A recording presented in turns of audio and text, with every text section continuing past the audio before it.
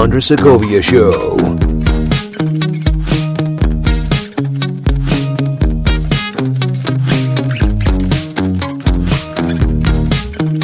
Welcome to the Andres Segovia Show, everyone. I am your host, Andres Segovia, and in this episode, I have a long-awaited, for those that follow the behind the scenes, this is a long-awaited episode.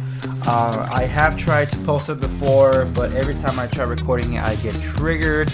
This is not an off-the-record thing. This is something that I can speak. I can feel free speaking publicly. It doesn't have to be reserved just for the off-the-record members, but believe me, this has been a long time coming for a lot of people that have been asking. So before I get into it, I just want to say that this is October. I don't celebrate Halloween for personal and religious reasons. But like any other person, I like telling some uncomfortable stories, scary stories, horror stories, suspense stories. You know, I enjoy those things. I like hearing some of them. I like telling some of them. You know, something that are true, something that are based on truth. You know, it's okay to feel all the emotional ranges in the human spectrum. It's okay. So I figured this is the season most people are more comfortable listening to ghost stories. Or scary stories. It's not going to be a ghost story. That's why I'm alluding to that. Because I don't know what is it with some people, including some of the Christmas music. Some people will be sitting around the campfires telling ghost stories. I'm like, really? Christmas? That makes no sense. This season, the beginning of the holiday season, which kicks off with Halloween, it has this aura atmosphere in the air with autumn. That even going to the pumpkin patch. I took my kids to the pumpkin patch, and they kind of like were feeling a little scared. It's like, why are you feeling scared? And they said they don't know exactly. So I guess just some aura about the atmosphere around this time of year. It's beautiful to me, but most people like try to label it with some horror stuff. You see some of these Halloween things that are going up for these theme parks that are doing those Halloween themed mazes and all that. So I am not getting into any of that. I want to share with you the transaction that almost killed me. And I am not exaggerating when I say that it almost killed me. So if you're one of those people that do not like being emotionally disturbed, that do not like intense, suspenseful thrillers, that don't want their blood boiled or blood pressure raised, this is your opportunity to tune out, because once I get into it, I'm going to get into it. And it's quite a journey. And for that, I am going to up the creep factor with some background music as well, because I need it for this scary story. So, final warning that at the count of 5, or countdown from 5, I will be kicking off the transaction that almost killed me. 5, 4, 3, 2, 1.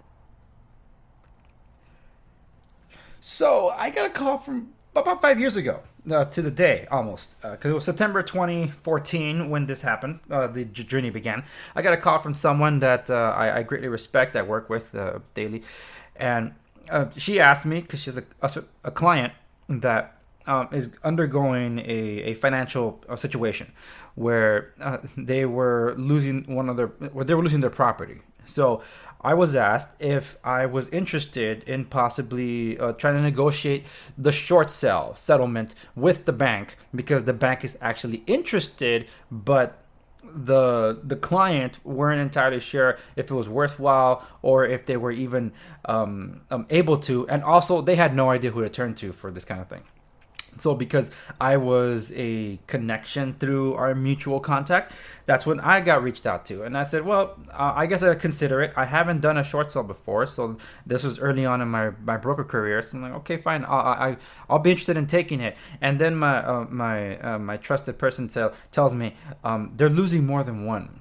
So you successfully negotiate one, you'll probably be able to get the rest of the portfolio, which was about at least another 6 properties. I'm like, wow, so this is a bit of a gold mine. So that was a bit of I guess the main draw, that there's possibly more business in store from just one client if I can successfully negotiate this one, because it's different banks, different mortgages, and it operates kind of similar, but the procedures could be a little different with what some of these banks are looking for. More particular, because we're talking about different clientele here. So in order for me to be able to talk to the bank, I need to first talk to the clients, the homeowners, and the homeowners will then connect me to as their agent to the bank. So I made the call to the client. They were okay taking the call, but then because we're talking about financial stuff about the situation, they were a little on guard about it, and I don't blame them. So when I expressed to them that this was a meeting that was being set up through our mutual contact, and they're like, okay, fine, meet us on this day. Like, okay, fine, we met on that day. So that day I go over, I meet up with them, I tell them that I was brought up to speed about the situation and that's happening, and that with their permission they gave our mutual contact the bank letter that was then shown to me to be able to basically get in contact with the bank if they permit me, because the letter said that they are willing to negotiate a short sale. The thing is that this was like the final letter to that effect, because apparently this has been going on for some time. The bank has been asking for a short sale for about a year, and the homeowners just they were basically letting it go to foreclosure, along with the rest of the sinking ship, because there was a lot of other property on that they were losing as well. Well, this was brought to my attention. I'm like, okay. So then I sat down with them. I explained to them the situation, and I actually pulled up my file so I could tell you my notes, because it just so happens that the bank that owned this particular mortgage was a bank that I had dealt with for many, many years through the construction side. And I communicated mostly with their assets management division in Utah.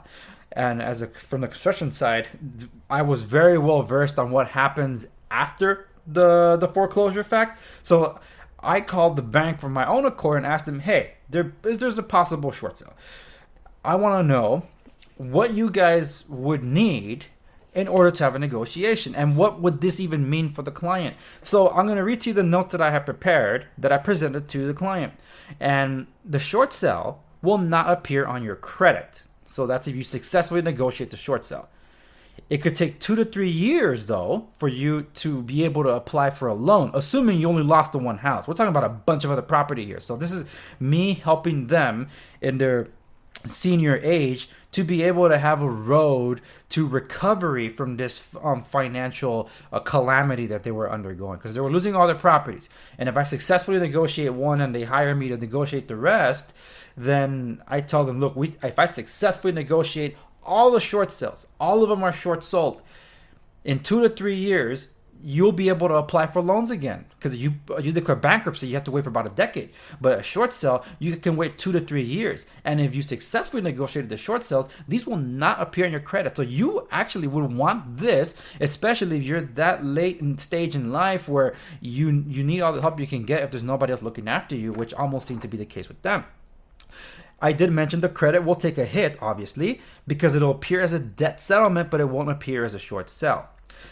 Now, with this particular bank, I told them the review process for them to consider a short sale after submitting everything to them, it takes 21 days. And the thing is, during those 21 days, the bank will not give any updates.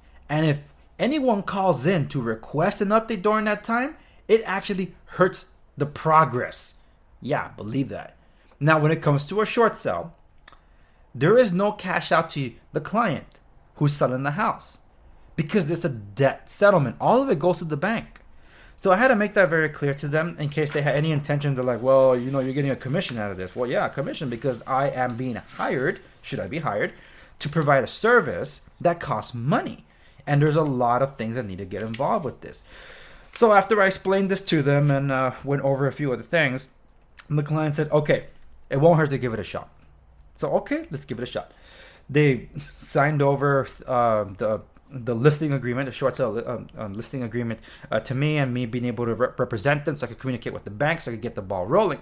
And I told them, look, in my situation, I have a leg up to get the bank to the table faster because I have a construction background.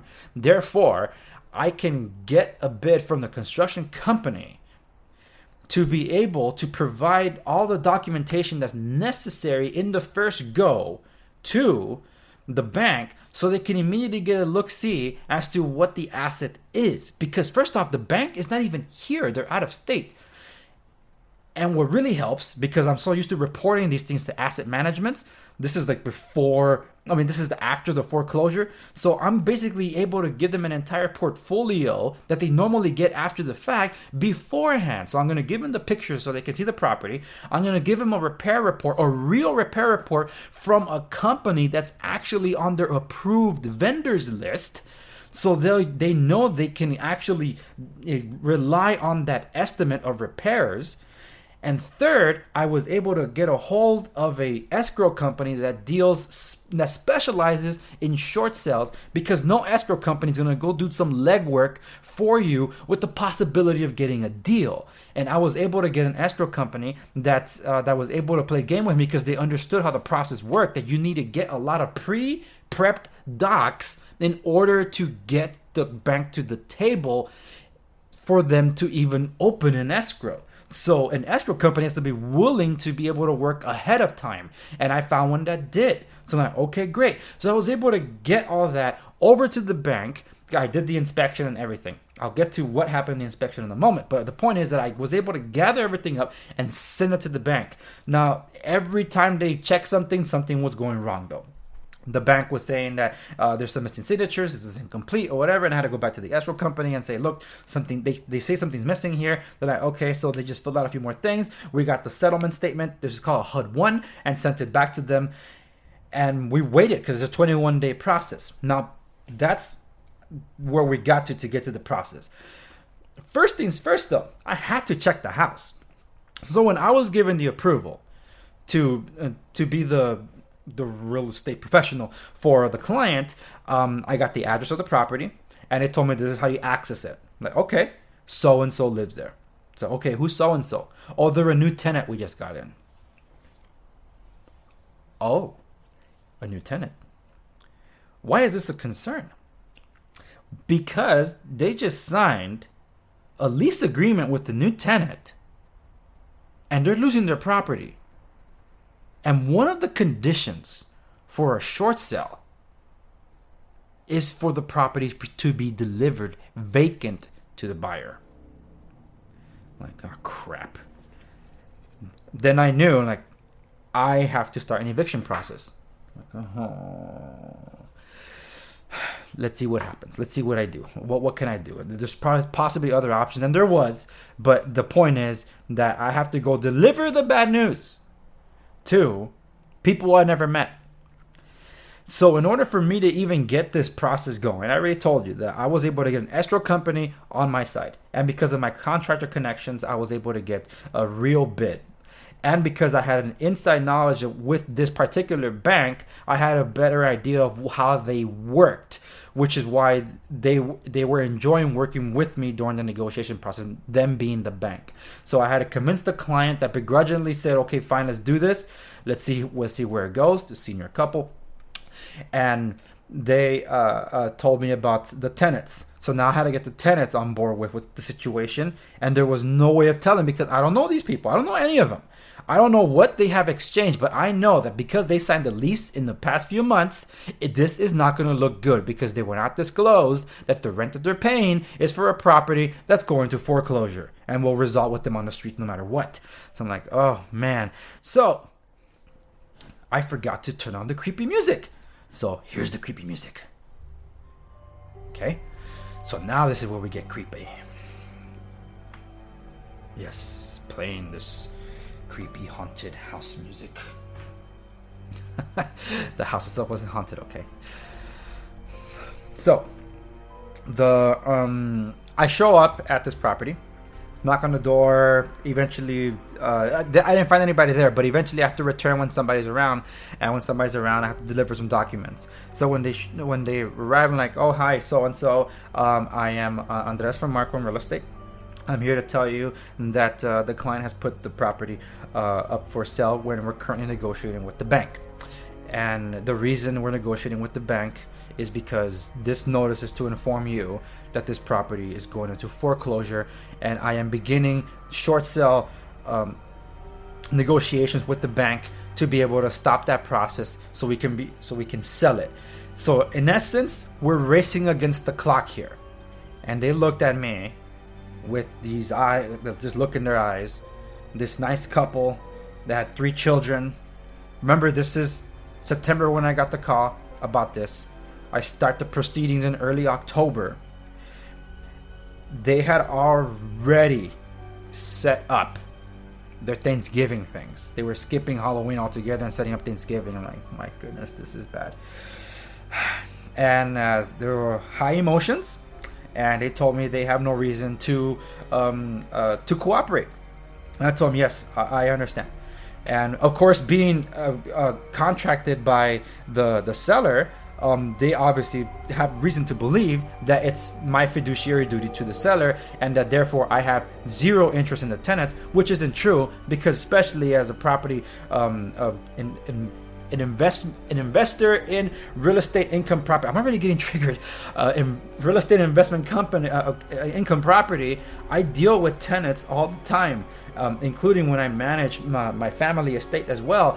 So our motto is a happy tenant means they take care of the unit and we get timely payments, and that's what we have strived to do for more than 2 decades. So I understand that part. So I understood the plight of the tenants in this case. So I asked them, look, is it okay? Can I sit down with you and explain to you your options in the situation? So then we sat down. They told me we're not going to pay the rent anymore, or this and that. And I told them I understand your emotional state and whatever. What you decide to do between you and the owner is between the 2 of you. The situation we're faced with now is out of the control of the owner. This is the bank, the true owner of this property, because the client used a bank loan to pay for this property. Therefore, they don't have the say when it comes to the sale, but they are the vessel in which the bank can liquidate the property. So I am here to tell you what the bank is prepared to do for you in this situation, because one of the conditions required is that you vacate the premises. And of course, we're not going to vacate the premises. We've got into this lease and whatever, but we're not going to pay our rent and this and that. You know, that's all. Again, whatever you decide to do between you and the property owner is between both of you. I'm here to tell you what the bank is prepared to offer you. We have they have an offer called Cash for Keys, that if they get your cooperation and you vacate the premises prior to the sale, they will pay you X amount of dollars for your exit. But that money cannot be exchanged until escrow closes. And that means you'd have to leave before the escrow closes. They're like, holy smokes, how do we know it's going to close? And I told them, you don't. I'm just being straight up with you. You don't. That's the reality of things, because different factors can weigh in as to what can happen to an escrow transaction. And I can't tell you here that I guarantee you that escrow is going to sell. I mean, escrow is going to close, because I can't speak for the cooperation of all parties. Because if only one party doesn't do their job, we won't be able to close escrow. But here's my commitment to you, the tenants, equally as is my commitment to the client that's hired me, and my commitment to the bank. I will close this deal no matter what. I was brought in as a favor by a friend of a mutual contact with the client that told me about the situation. And I said, I am willing to help. I even went to the bank, and the way I got the bank to the table was this: bank, I will do this for us, a lower commission than you're typically used to paying out. They're like, well, if that's the case, then let's talk. And that's how I was able to get the bank to the table. That's how I was able to get the seller, in this case the client's cooperation, because I was able to strike a chord with the bank. And the tenants, they they warmed up to me. They understood they understood that I understood their plight, and they also understood that I was very serious in getting into this, because I made something very, very clear that's not understood by many people for some reason. I told them, and I, as a broker, you need to know, because most people believe that agents run away with people's money. We don't get paid until escrow closes. So believe me, it's in my interest to get this deal settled and closed and make sure that escrow wires the funds, because my office gets the money first before they cut my check. So I need this to happen because it's in my interest, as would be for you, to get this going. So they gave me their cooperation. We exchanged information. They gave me my contact information, and I told them I will never let anybody show up without you knowing. Any exchange of correspondence, you'll hear from me first, and if I deliver something, I will. So that was my commitment to the tenants, and they, with some skepticism, of course, begrudgingly agreed, because they were realizing they weren't having much of any options here. And I would understand, because I'm sure they did. They probably looked into their legal options by speaking to an attorney and contacting friends that they have that might be familiar with the process. But that had nothing more to do with me. It had more to do between them and the seller, if it ever got to that point. So let's go now to the 21-day process that the bank is having to review all of this, because I'm doing this entire review the bankers do this entire review, and I don't even know if they're even going to give the green light to consider this. So I turned everything over. They're like, okay. They said that they have some questions, as in, do you have a buyer? And it's like, well, I do have a buyer, and as someone that's interested in purchasing the property, but they would not purchase for any more than this much. And because of the state of repairs that the property is in, that was the bid that you saw. They're like, okay, well, if they can raise it up a little more, then we'll get to this point. So I was able to talk to my buyer that I did bring up, because I worked with sellers and investors. That's why I have a pool of investors that I work with. So I told them about this property, and they were able to provide an offer for it before going more so into the market. So it was able to be one day on the MLS, because there was some inside baseball that helped with this one. With this transaction, to get them to the table, because I didn't have any time to market this thing. So my buyer ends up backing out from the process when the bank demands more. So I told them, okay, let me shop it around. Is it okay if I have time to shop it around? They're like, yeah, go ahead, but you don't have much time. You have like 5 days. I'm like, oh my goodness. Well, let me see if I can find a buyer. And sure enough, I was getting calls from the first day. Like the first day that was on the MLS, I already had my buyer. But then some other ones were coming in. They were coming in a little lower. So that's why my buyer was still the better option. So it's not like I wasn't trying to look after the interest of the bank, okay? Because I want to disclose first and foremost that my interest was in getting the bank and the sellers to come to an agreement to be able to proceed with the sale. And my buyer was very serious and was making a serious offer for the property. I wasn't trying to secure a low ball for my investor, but I was trying to secure a deal for them in a sense that they had a shot at getting a property for less than normally would be the case if it was a fixed up property, because this was it's a property that needed some upgrades. But with the situation being that the bank was not entirely happy with the offer, being a little lower than they wanted, that's when they said that they wanted to see even more bids. So my buyer backed out of that one. More people were contacting me through the MLS, but they were offering less than my buyer. So again, I was presenting the better offer to the bank. So I was looking after their interest. So when I went back to the people that had previously wanted to submit an offer and they were coming in low, I told them, look, I already had a buyer, and they had negotiated around this price, and the bank rejected it. So if you want a shot at that, you need to come in a little higher than that. And I countered offered of those other offers, and they came back with, one of them came back with the highest offer, all cash.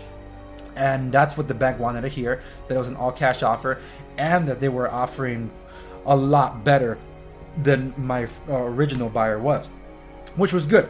So when this buyer contacted me, it was the buyer contacted me directly and said, we want you to represent us. Like, okay, so you think that's going to help you in this sense then? That's what the original contact. I told them, I already have a buyer. So when my buyer backed out, I told him, look, my buyer backed out. Do you have an agent to represent you for this thing? And they say, no, we'd rather you did. So I'm like, okay, I'm willing to represent you then. And then the bank liked it. But we kept going back and forth with the bank and escrow because something kept saying that, look, something's missing, something's missing, something's missing. Like, what else is missing? And it was about like 20 something days into it where it looked like the short sale was going to fall through because a glitch happened on their system. They're like, yeah, we're going to stop the short sale proceeding. We're going to proceed to foreclosure. I'm like, but why? Because something didn't turn up on the HUD-1. It's missing. You guys never provided it. Like, what do you mean you didn't provide it? I have an entire call log I've been keeping with you, bank, and this and that, and I spoke to so-and-so, and I have all the names, I have their ID numbers, and I have the dates and the times that I spoke with them. They're like, wow, you're very detailed. Yeah, I can't make all this stuff up. And I spoke to so-and-so in that department. They're like, oh, okay, let me look into this. And they looked into it, like, oh yeah, sorry, it is here. We're going to remove it off the list, off the thingy. We can proceed. Sorry about that. It was a mix-up in paperwork. Like, please don't let it happen again.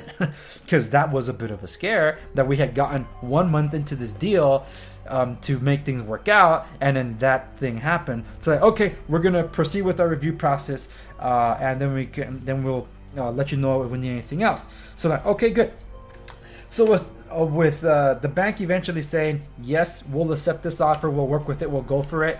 You have permission to open escrow. I informed the buyers, like, look, buyer, they accepted the offer. There'll be no more countering here. So let's get escrow opened and let's proceed. So I contacted escrow and so let's get this going.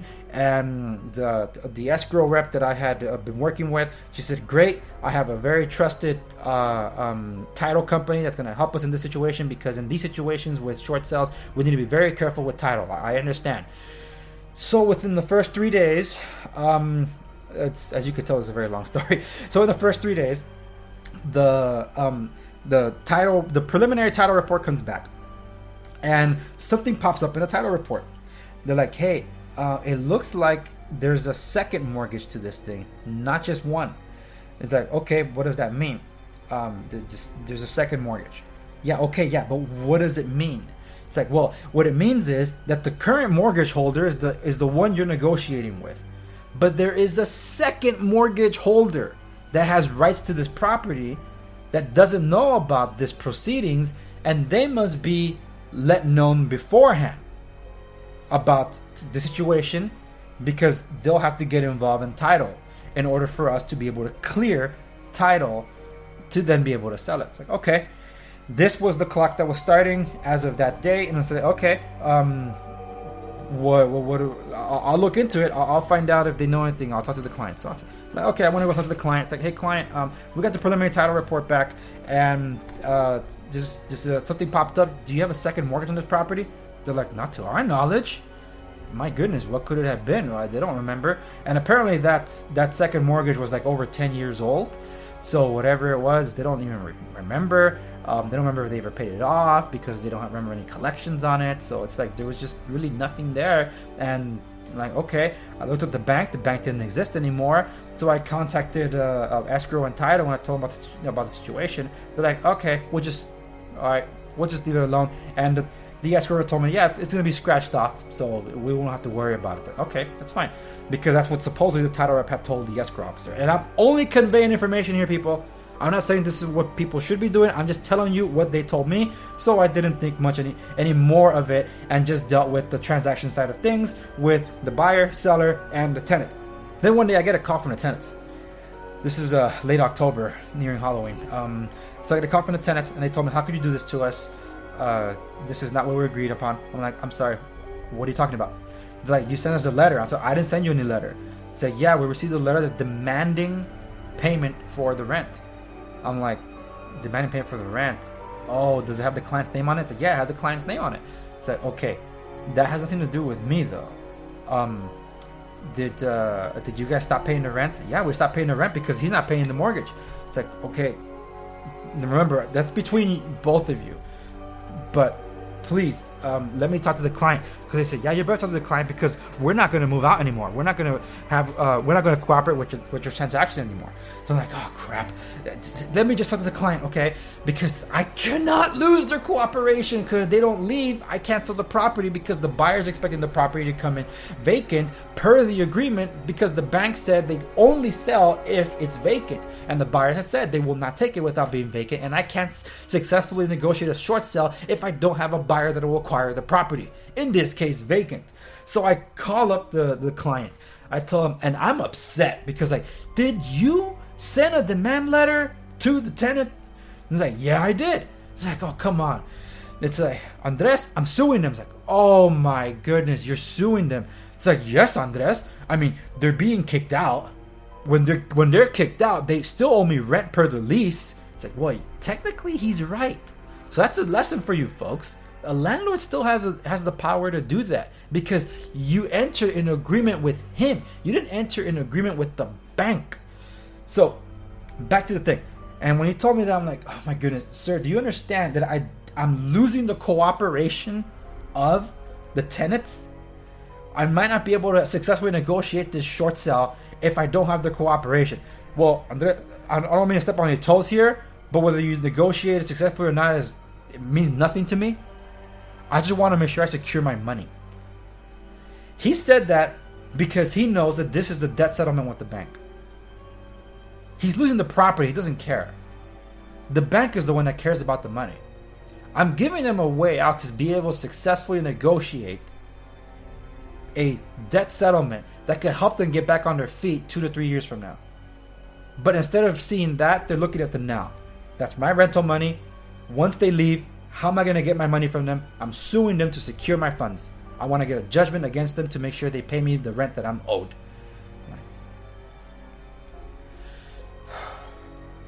Sir, let me deal with this.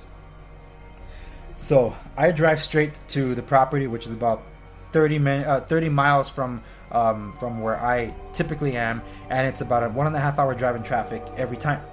So I go over, I see the tenant, like, hi, I came directly to you. Can I see the letter? It's like, yes. And so I got the letter. I sat down with them and I'm reading it to them. Like, then I'm really understanding what this is. I'm like, folks, let me tell you, this letter is not just a demand letter for rent. He's suing you. Whether you stay here and this property goes to foreclosure, or whether you cooperate and leave, it's no different now. He's coming after you. He says he wants to secure his money, and this is how he's securing it. He's suing you because you didn't pay him the rent, so he's suing you for the back rent and the future rent that's owed, etc., per the lease. And you're gonna need an attorney to fight this. And they didn't like hearing any of that, obviously. And I told them that, look, he's within his right.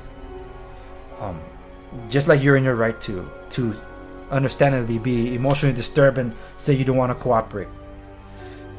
If I were you, this is what I would do. I would cooperate with the transaction. What you do with the owners is, again, I don't want to take any sides in this because I understand your plight and I also understand them.